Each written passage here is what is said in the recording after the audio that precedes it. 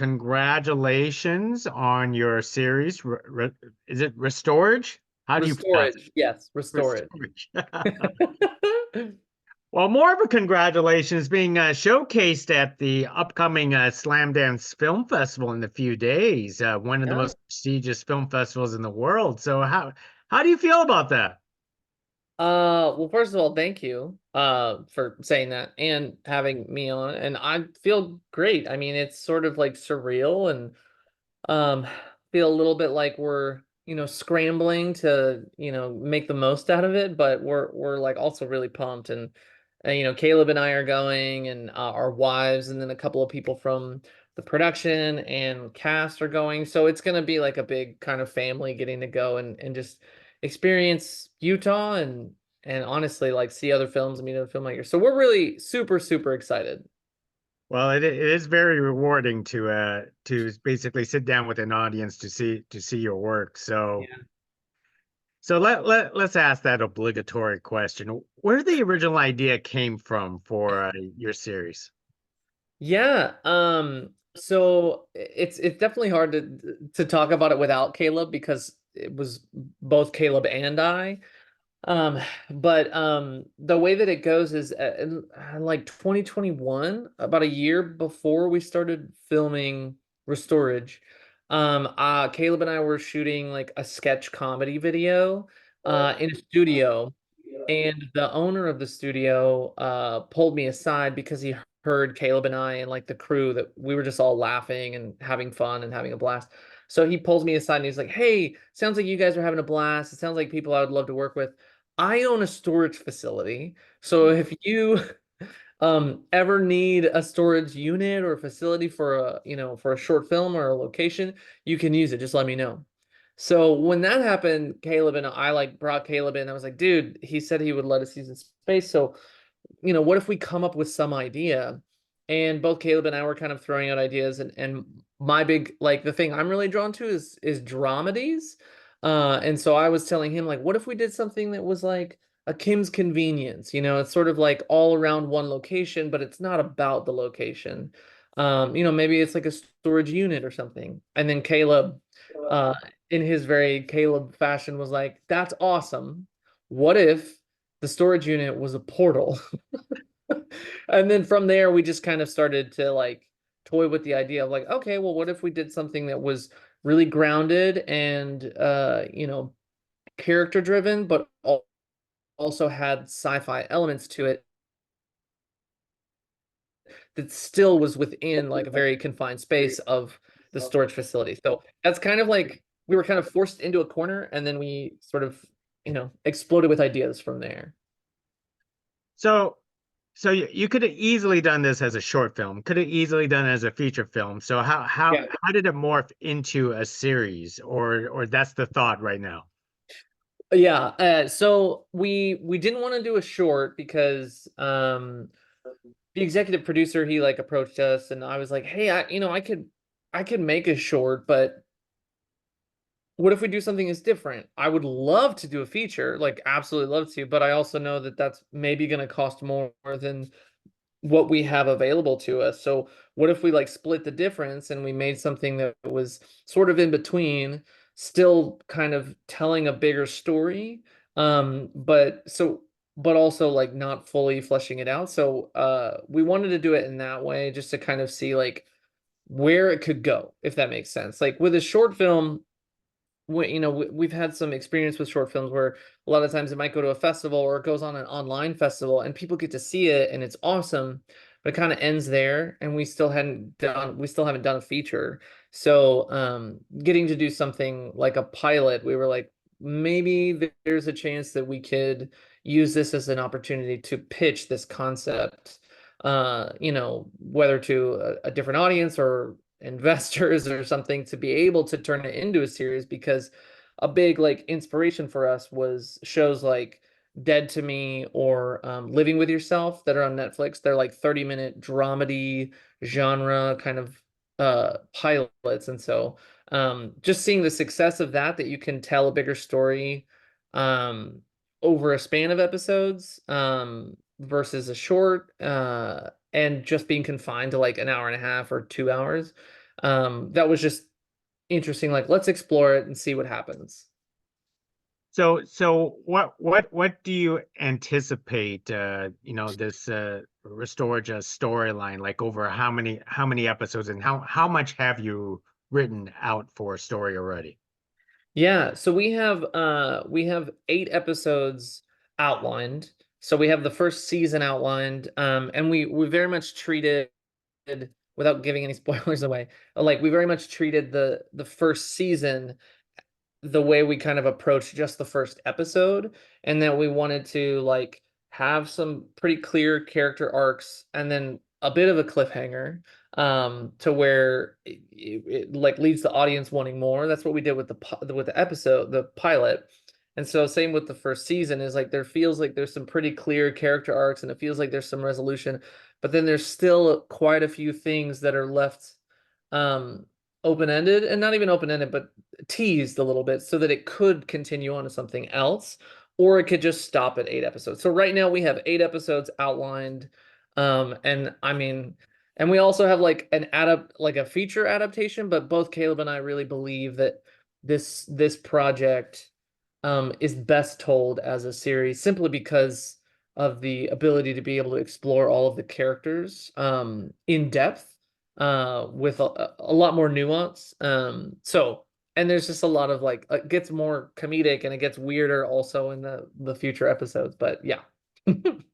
Now, just to correct me if I'm wrong, only one episode's actually been filmed as sort of like a proof of concept. Correct. Yep. Only one episode, the pilot, nothing else. Everything else is just outlined. And but yeah, that's kind of it. So the only thing that's definite right now is the storage unit because that's a free location. Yes, that's the only thing that's definite, and Caleb and I being able and willing to keep going for as long as possible. So those two things are the only things that are for sure. Well, so let's talk about the characters. You have the three siblings, and the funniest thing is we as award season are going through that we're going through right now, audiences just love dysfunctional families. Yeah. Yeah. So tell us about the characters that you actually have created for this series. Yeah, I think like I said a little bit ago, that the biggest thing, the thing I'm most drawn to, I think I am that same audience, and that like dysfunctional families is something that I enjoy watching because like I personally can identify with that. And so I wanted to, focus on like a familial dramedy. A lot of references that I brought to Caleb was like films by Noah Baumbach, like the Meyerowitz stories, or Squid and the Whale. Those movies aren't as like funny. They're heavy, but yeah, I think that for us with the characters, we wanted to create something that was, it showcased like what could potentially be like pretty common familial dysfunction, some stuff that we've even experienced ourselves. And in a lot of ways, I think in some of even my writing, outside of Restorage, we tend to make the main character kind of like the worst person. um, I don't know if that's like a subconscious feeling about ourselves or myself, but like that's kind of it to me. It's interesting to see like a character that um is kind of like unwilling to change in a lot of ways, and you force them in like a really crazy situation to change. And also we talked about this earlier with another podcaster, um that like having the siblings all have their own responses to what we think is like, everyone's responding to a traumatic event, everyone's responding to grief that they're experiencing, and it's all in their own way dysfunctional. And it might seem like this person's more dysfunctional than the other person, but yeah, we wanted to kind of broaden it quite a bit. So that was a bit of a ramble, but there you go. So how challenging or difficult is it to take, something as serious like a trauma like this and insert elements of comedy into it? Yeah, I think that so Caleb and I, we very much are like our sentiment is just naturally comedic. Like both him and I, we did a lot of like I said, what even got us in connection with the executive producer was that we were making a sketch comedy video. And so we're just so used to that. And I think that it's like really easy for us to like riff and come up with things. But I I've even said like I really enjoy more like dramedy-esque things that feel really heavy but are also it feels more real to me, honestly. And I know like to answer like how do you do that, I don't really know. I think for Caleb and I it kind of just came naturally of like what are things that are real that we've experienced that we can you know impart into these characters, and then how do we throw in random things that are we think are funny. Like that part was easy. It was the like crafting and figuring out the emotional part that was more of a challenge. And then also I think a big credit to the cast, because in the script, which we've said this a bunch in the script, is there's not like a ton of laugh out loud like jokes like, oh, what if this person says this and it's really clever.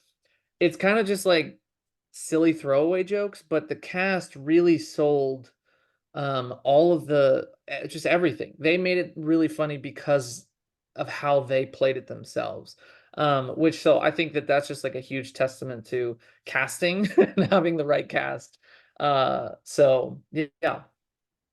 Well, then tell us about the cast that you actually brought on board because I was thoroughly convinced this was a TV show and not some kind of indie project.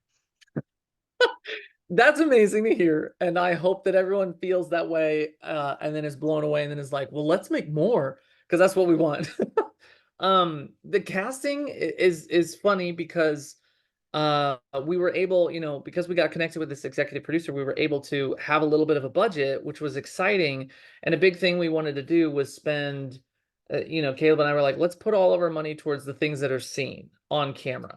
Like we're filmmakers, so we could shoot stuff ourselves. We can, edit ourselves, so we can save money that way. But we were like, let's pay for production design and casting. Like those should be the biggest things. And we didn't have enough money for a casting director because I realized after we were greenlit essentially that casting directors cost a lot of money and they should, but it was just like shocking. I was like, oh, okay. So we used a thing called Backstage, which is just like an online casting thing here in Dallas. I think it's like nationwide. But the biggest thing with our lead character, Chase, who's played by Connor Boyd, he is actually we found him on TikTok. I like my producers were like, "Yeah, how are we gonna, cast this?" And I was like, "Well, hey guys, I just recently downloaded TikTok and there's a handful of people there's a handful of people that I think are really funny. What if we just reached out to them?" And we literally just like cold messaged a handful of TikTok, I guess I guess influencers. I don't know. We just messaged a few of them and some people auditioned, but Connor, he was just like, he was thrilled. He auditioned and his audition was freaking hilarious. But what was also an added benefit is that Connor had actually done some like film school stuff in the past, so he had some familiarity with it. So but yeah, casting was just done by the three of us, the three, like the two producers and me. And it was kind of a big risk, but I think I think everyone did amazing. We just got really, really, really, really lucky. Wow, that is pretty awesome. Ian, let's talk about you. How did you get into this business? What do you seek out in this industry for yourself? Oh, well, for me, like to be a writer director, ultimately, I say I'm a writer director, but I think I'm a director before I'm a writer. I tend to rush through scripts so that I can shoot them. So that's why I would say director over writer. But yeah, that's for me. And I know with Caleb, like Caleb's just like my creative partner, and he is also a writer and a producer. And I think together, like we both just like we are pursuing all of this narrative work as much as possible. And we both we work in the commercial world here in Dallas. So I do like commercial directing, and Caleb does a lot of producing. And outside of doing the daily grind kind of thing, we're constantly pursuing more and more like narrative content. Like we literally just shot a short film that we crowdfunded for, and Caleb produced it, I directed it. And so like I think what we're seeking in this industry is just to do more and more of that, is to just constantly be pursuing narrative work that we really, really love. That it's like we breathe it every day for work, kind of, commercially, but narratively, it's like so freaking life-giving. So yeah. When and where you met Caleb, your business partner, in all of this? Yeah, so Caleb and I actually met in college. We both went to the University of North Texas, and we went to the film school, or their media arts program. And then I think I saw we had like a screening in one of our classes for all of the short films that were done at the end of the semester. And I had made a short film, but then Caleb, he's so good on camera, he's hilarious. He was in like over half of the short films because everyone casted him as like the comedic character in their movie. And so I saw him and we just connected, and we've been friends for like 7 or 8 years now.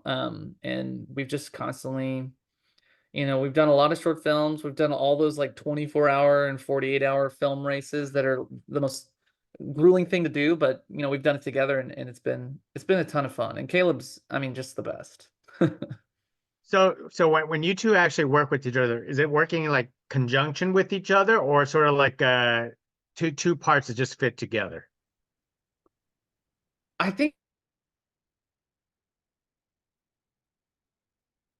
it's like, I think it can be both. I like, Caleb, let's pursue this, and then we come together and make it happen. And Caleb does the same thing. I think when it comes to sketch comedy stuff, and just like, it's like we can sit in the same room together, and it's not one or the other. It's we are both in tandem together. Like, this is the direction we should go, and it feels, I think that's probably like where we thrive the most, because it's just like we have the exact same sentiment. But I think in a case with Restorage, what's like so interesting is that it's not a straight up comedy, it's not a straight up drama, and it's not a straight up like sci-fi. It's this weird mixture of like all of the things that Caleb and I love individually and together. So yeah, it's yeah, we just do everything as much as we can together. And if we're not doing it like in production together, we're definitely like sharing it with one another. Like, hey, I have this entire script I'm working on. What do you think? So he's just, yeah, we're with each other through and through. So what's it like shooting these productions in was it Dallas area, North Texas area? Because Yeah.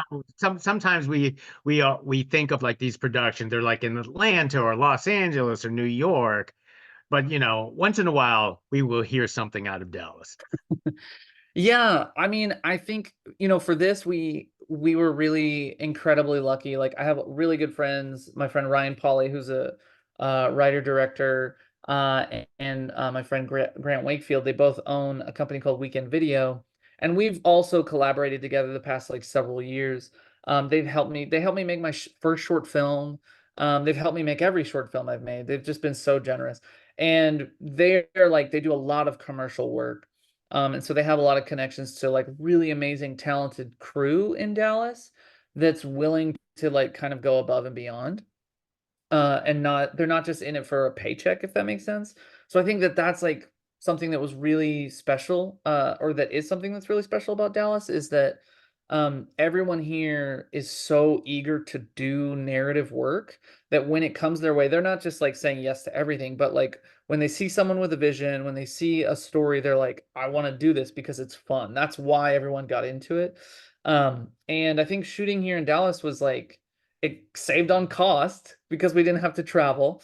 And it also, like, we got a lot of locations for free because one of our producers, Elena Rude, she, I mean, somehow convinced a couple of people to give us locations for free outside of just the storage facility. And so like I think just being able to be in the place where you're shooting, for us at least, be in the place where we were shooting, and everyone, even like I'm gonna call them vendors, I guess, like the locations, they were just like, oh, you're making a movie? Cool. Yeah, use the space. I don't care. That's amazing. Just put my name on the credits. And so I think there's just so many people that are so excited for that kind of thing here in Dallas that it makes it really easy um to do it with excitement and joy, which is, yeah, what we love. Well, yeah, I could certainly tell that the projects you do is it's with love. So Yeah. that is terrific. Well, I've taken a lot of your time already. So, besides Restorage and the upcoming Slam Dance, Mhm. what else do you have in the works that you can talk about? Yeah, well, right now, we're in post-production on a short film that we just shot in November. And it's a dark comedy dramedy. And I'll give you a quick log line. After the death, no, not sorry, not that. I'm mixing up my log lines. Um, uh, a recently widowed pastor gives his last sermon to a dwindling church about how death will one day die. Unbeknownst to him, the Grim Reaper is in the audience and hears this information for the very first time, which then sends him into his own existential crisis. So we shot that, and we had like a whole stunt. Basically, death is learning that he's one day gonna die, and this pastor is trying to, it's dark, trying to kill himself. But we have that, and then we Caleb and I both individually and together have a couple of features. I'm working on a feature right now, two scripts, but one in particular that I'm hoping to try and submit to a couple of like labs. Who knows if that would happen? It would be amazing if I could get like mentorship or something.